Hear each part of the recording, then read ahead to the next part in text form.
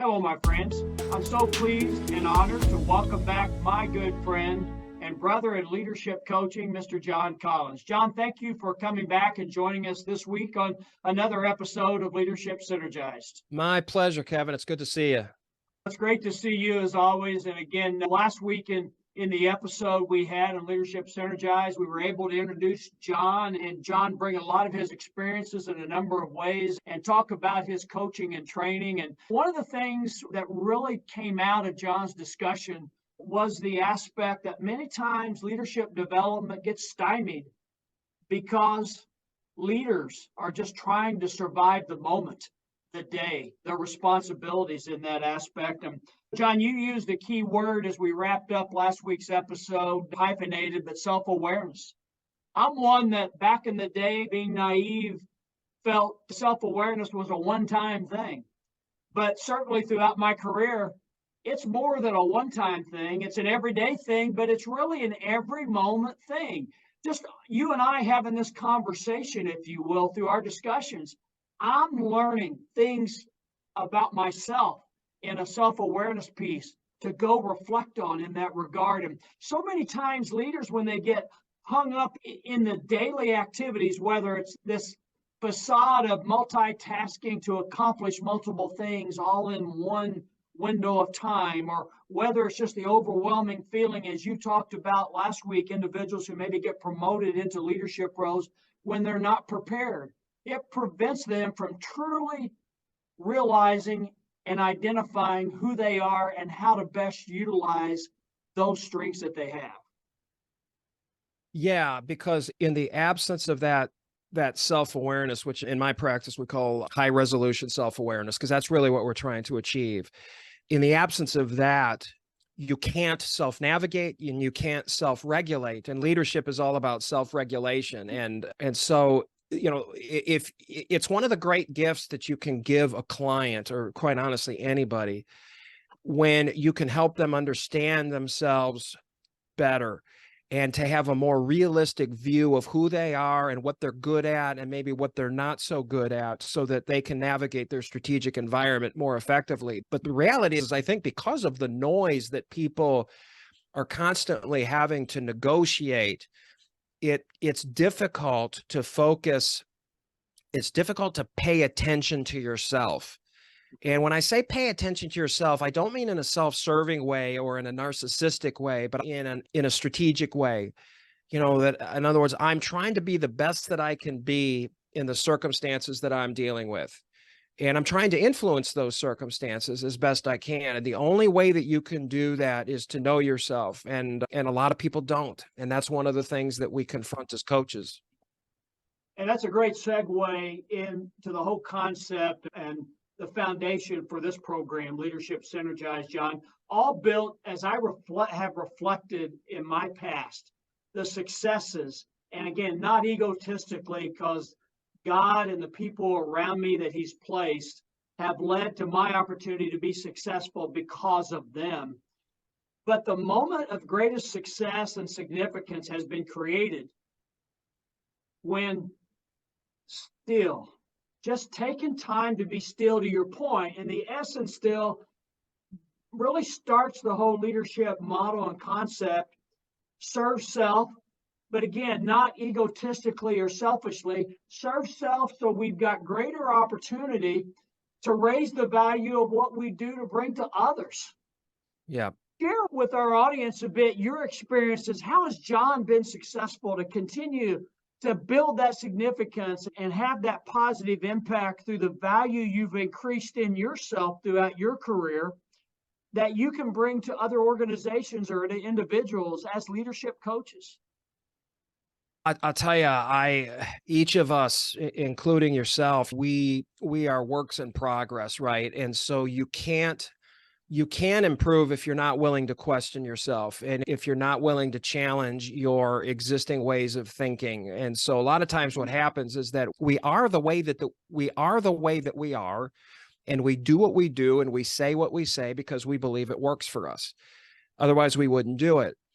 But what happens is, as you encounter different people in different situations, you're confronted with the fact that the way that you are right now, or the way you think or act, it's not working for you as well as it used to. And so what that does is that prompts change. So I think one of the most important things that people do, or to answer your question about me specifically, is I think that when my journey on this planet is over, and if I'm go to the pearly gates and I get to assess what I did well and what I didn't do so well, I really think that what I did better than a lot of people was that I was willing to put myself in uncomfortable situations. And I was willing to test myself and engage a person or a situation when I didn't necessarily know that I had the skills to do it. That's something that I think I've been blessed with in my life. Is I think I'm a fairly courageous individual. I think you have to be an entrepreneur, start your own business and leave a six-figure salary when you've got two young kids and you don't necessarily know if you're going to be able to pull it off. And I did, but I take risks. I take calculated risks, and every now and then they don't pay off, but the vast majority of the time that they do. And I think it's because I do lean into my strategic thinking strengths. But in order to grow, you have to be willing to expose yourself to some discomfort, and you have to have some fear, because what it will do is it will inspire the growth that's going to take you to the next level. And so, as we talked about, I think in our first conversation, is that adversity is the great teacher. And if you avoid adversity, you're not going to grow. Wow, very well said. And you hit upon a point there, because the T in the still leadership model concept that we're discussing right now, or at least linking up to our conversation, John, really is about transformation. You don't transform self, you don't transform others or help others even identify. Many times leaders are in the process or have the opportunity, whether they step into that opportunity or not, or lean into it, as you alluded to a moment ago, really depends on their comfort level. But many times they have the opportunity to lean into where they can help a peer, a family member, a team member, an organizational member identify areas of where transformation could create greater synergy and success for them. But they miss that because of lack of self-awareness. They miss that because I think too many times the message is softened up because we think about the emotional impact someone else may have. So we miss that as leaders sometimes because the way we approach it, the words we use, or even the timing we pick to share opportunities in that regard to coach and guide others are missed. Yeah. And I'm going to tell you something, that if, as a coach or as a supervisor, if the person that you're trying to influence or the person that you're trying to inspire to make some changes or to transform, if they sense that you're making this about you and not about them, they're going to shut you off and they're not going to play your game. And I think that as a coach, this is something that we always have to balance, and we get trained in this, is that you have to strike a balance between asking questions and giving advice. I do believe that clients expect you as a coach to give them advice. They hired you because they're tapping into your experience and your expertise. Otherwise, you would be no use to them. However, most of your conversation is going to be asking questions that forces them to think. But if they sense that you're making it about them, or that you have a self-interest or a self-motive that is behind what you're trying to get them to do, they're going to sense that a mile away, and they're going to close you off. And I think that genuineness in other people, and like really genuinely caring about other people, being curious about them and their lives and their goals and their ambitions, really opens the door to them accepting your efforts to help them. But one other point in that regard, with regards to transformation, Kevin, is that more often than not, what people have to do is they have to give themselves permission to change. And a lot of times, because it's like jumping out of an airplane, you don't necessarily know where that change is going to take you, but you got to give yourself permission to jump out of the plane. Otherwise, you're just on a plane ride and the parachute is of no use. People oftentimes will not give themselves permission to transform because they're holding on tight to the way they are right now. They're scared about what change might mean. And they're scared about the possibility that the way that they've thought about things up to this point in their career or life might actually be not optimal or might even be wrong. And then so that affects their ego and their sense of self-identity and their sense of confidence. And so it's that permission given to self, and I wrote about this in the book, that permission given to self to change or transform has to happen in order for people to grow. And I also think a great point again, John, you're making so many, I may sound redundant, but I love the message there, permission to self. Sometimes, as I reflect back in my life, I think I probably anchored myself back a little bit too. I know there are individuals who may look out there and feel like there's an abundance of other messages or other stories and individuals. Nobody would want to hear from me again on that piece or want me to share in that aspect. And Right. I know that's held me back so much many times in my life. Even launching this podcast, it took me probably a year and a half, 2 years longer from when I intended to launch this, largely just trying to, conceptually, what do I have to offer that John Collins isn't already giving or somebody else isn't giving? But it's just really generating an opportunity for conversation. And the one thing about leadership, John, is we're not necessarily recreating a brand new recipe as much as maybe you're stating it a bit differently than I have. And if that helps someone connect with it, then so be it in that regard. And that happens to me even with reading books. Many times I may be reading a book in a similar topic, but it's that fifth book I'm reading that for whatever reason, it brings the other four all together in both Oh, yeah. aspect. Yeah, absolutely. Absolutely. Oh, gosh, I can think of leadership books are interesting, and watching like TED Talks on YouTube or even watching podcasts like this are interesting because you can get some nuggets of information and they can open up your awareness. But I think that one of the things that we learn as coaches more than others do is that leadership is really like the leadership growth or growth as a leader. It really requires a customized approach. So you can have and I do, like you do, we do leadership workshops, right? You might have 40, 100 people in your workshop or more or less, doesn't really matter. And you can be giving a message, but in reality, there might be 100 different ways that for each individual that they're going to strategize to become a better leader. It's very personal, and it's based upon their background, the way that they were raised, their value system. And so it's really, I sometimes chuckle at some of the little videos that you see like on LinkedIn and Facebook where people put these little memes or videos with these leadership messages. And I chuckle at them because I know as a coach, as you do, that every individual has a unique path that they are going to follow to become the best leader that they can be. There is no template that they can follow to get there. It has to be based on their own strengths, like we talked about earlier. It has to take into account their background, their challenges, the way that they are wired as human beings, their own value system. But there is no template. And that's one of the joys of coaching, is that you're helping that person create their own template and identify what that path is.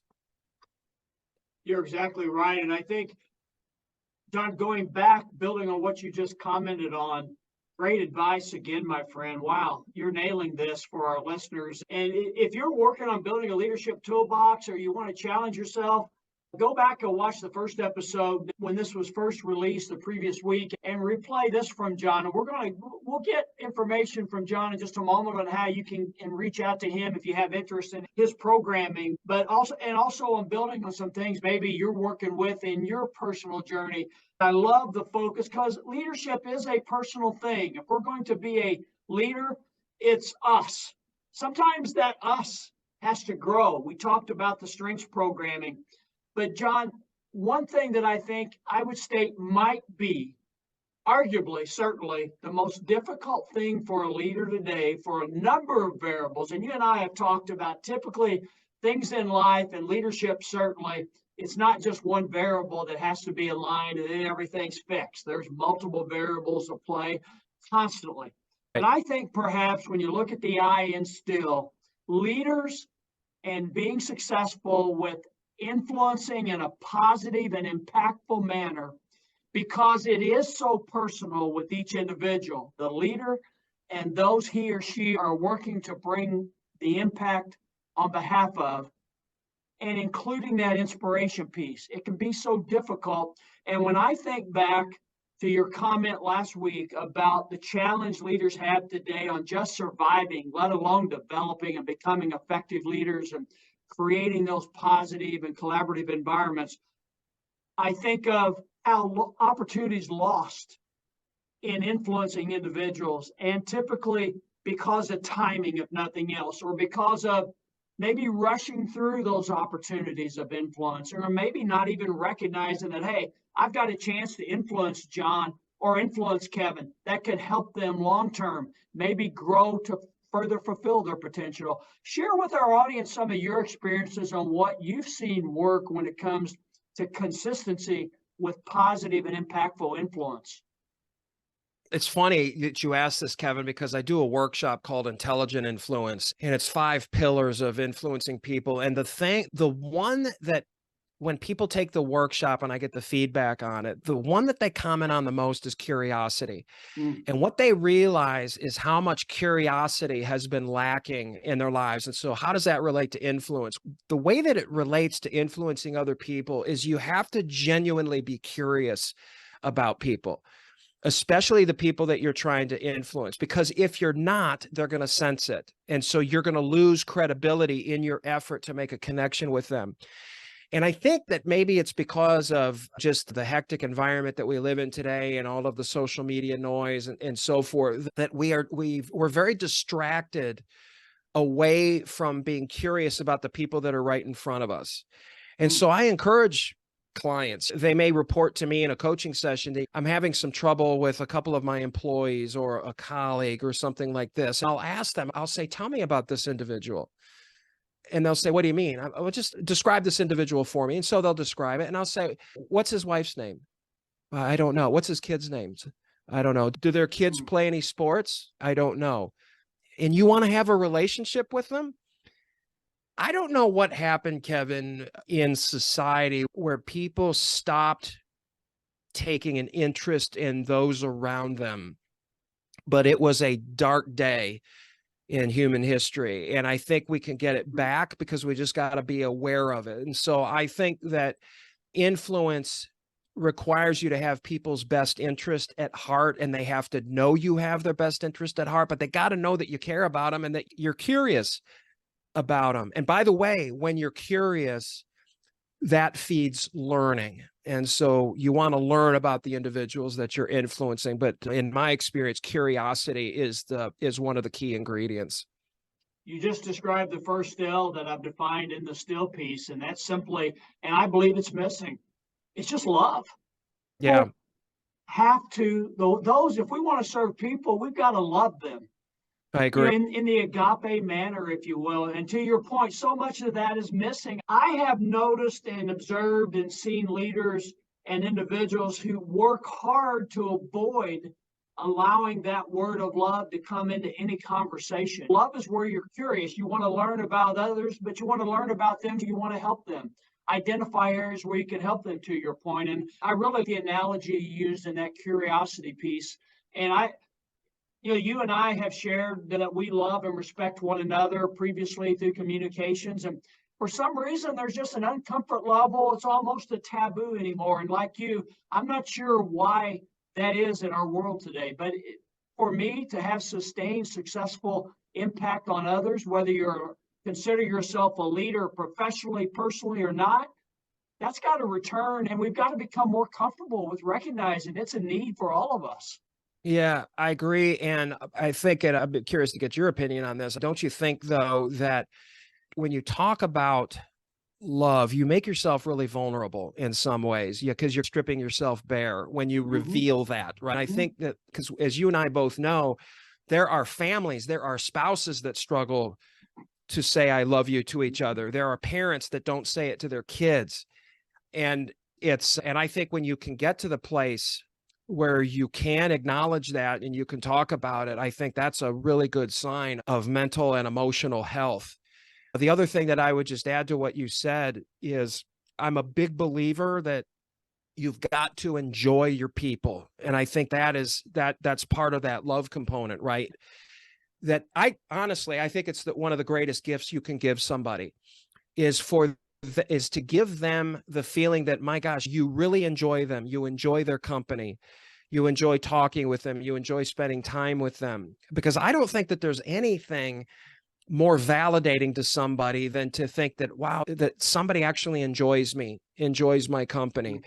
And you know what? In order to do that as a leader, you've got to step out of your head every now and then, and you have to step out of your execution mindset, and you have to pause and, to use your words, be still and be present with people and enjoy the situation, enjoy yourself in that situation, and enjoy your people. And Kevin, I think that just cranks up your credibility to a whole another level. I don't think people who don't enjoy what they're doing I think they're difficult to trust, quite honestly. And I think that it's hard for them to earn credibility. When we see somebody that really enjoys what they're doing, right? I think people are watching this and they see you and me, and I'm like, these are two guys that really enjoy each other and enjoy what they're doing.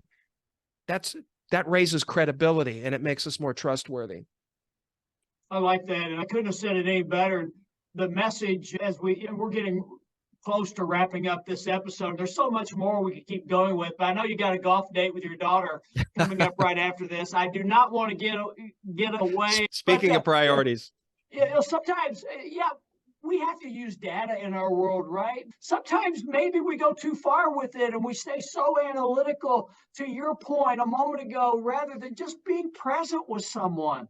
And sometimes that being present is just being there and let them control the narrative in that setting. Not that we always have to be the last to speak in that regard when we're serving others, but sometimes don't look at them in an analytical manner. Look at them just as a brother, a sister, another human being, someone that may need us in some way in that aspect. Yeah, but I'll tell you, Kevin, I think you and I are both smart enough to know, and we're both experienced enough to know that there are people out there in high levels of leadership position that might watch this podcast and think that you and I are just blowing air. Yeah. And think these guys are full of it. And my answer to that is good luck with that. Yeah. Yeah. I would say only you and I can know what the heartbeat tells us at this moment and who controls the heartbeat in that regard. Right. And I couldn't have said it any better. John, before we get away, just what's next for you? But you're an individual constantly growing and looking for opportunities to serve others. What's on your horizon?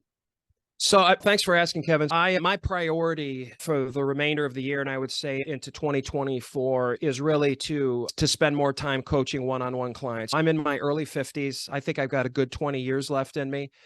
And I'm ramping down my travel and my workshops and getting more into the one-on-one coaching. So there's a bit of a transition. Speaking of transformation, a little bit of a transition that I'm making in my practice because I love the coaching so much. I had an opportunity to coach a Division I athletic director, which was one of the great joys of my coaching career. And it just really inspired me. It was such a great experience, and it was a great experience for her.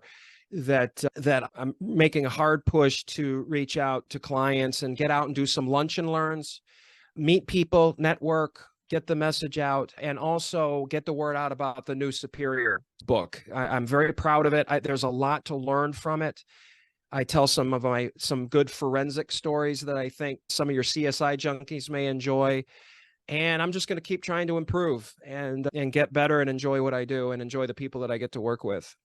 I'm so excited for you. I don't mean this condescending because I love your brother, but so proud of you. Likewise, You're man. such Thank a you. Motivator and inspiration, and you do provide the influence for me, whether we're talking on a given day or not, just following and knowing the positive impact you're making. But John, if someone like me is out there and I don't know how to reach out to you, where do we find you if we want to explore your offerings? If you want to reach me directly, my email address is just john@criticalvictories.com. My website is criticalvictories.com. And if you want to go directly to the book, I've got a website set up for that, which is the new Superior. and the new Superior is available on Amazon and anywhere you can get print books and audio books. But the easiest way to get a hold of me is by email or just at criticalvictories.com. And I've got some good information. And actually, if anybody is interested in starting, you can actually start the coaching process right now with some of the registration forms and some of the pre-assessments that we have at the website. And let me tell you, it's an investment that you will not regret if you bring this gentleman on. He's the best of the best. And it seems like I say that about every guest, but that's only because every guest I have are individuals who've made a difference in my heart and my life. And that takes the best of the best because I know God has put them in my life for that reason. John, just one last word of experience or one last word of wisdom. If there was one thing you would offer advice-wise for developing leaders, what would that be? Be an equal in the moment, which is a message that I really go into in the book, that you influence people better as an equal. Doesn't mean you don't have rank, doesn't mean you don't have authority or experience, but be present with people and collaborate with them side by side, and you're more likely to be able to influence them. If you do your superiority signaling and you try to make people feel inferior, you're going to take your team and you're going to drive it into the ground. So be an equal in the moment. Words of wisdom from, again, the best of the best. John, my friend, God bless you for being with us these past 2 weeks. Great words of wisdom. I just appreciate you so much from the heart. Thank you from that heart for everything you do for others, for leadership, for how you serve the profession of coaching. Thank you for being a friend and a mentor and a brother. Likewise, Kevin, you're the best. Thank you for having me on. I really appreciate it. I appreciate you. And thank you for watching and listening. You make this possible. And I hope that you found, I know there's been a number of nuggets that have come from John these past 2 weeks and from this episode in particular. I hope there's something that when you reflect, you can use for your self-awareness, you can use for your leadership toolbox. But I think John would agree, remember, you don't always have to rush. Leadership comes when it's at its best, when we can step back, not stop, step back and simply be still. Thank you for joining. I appreciate you so very much. Have a wonderful day.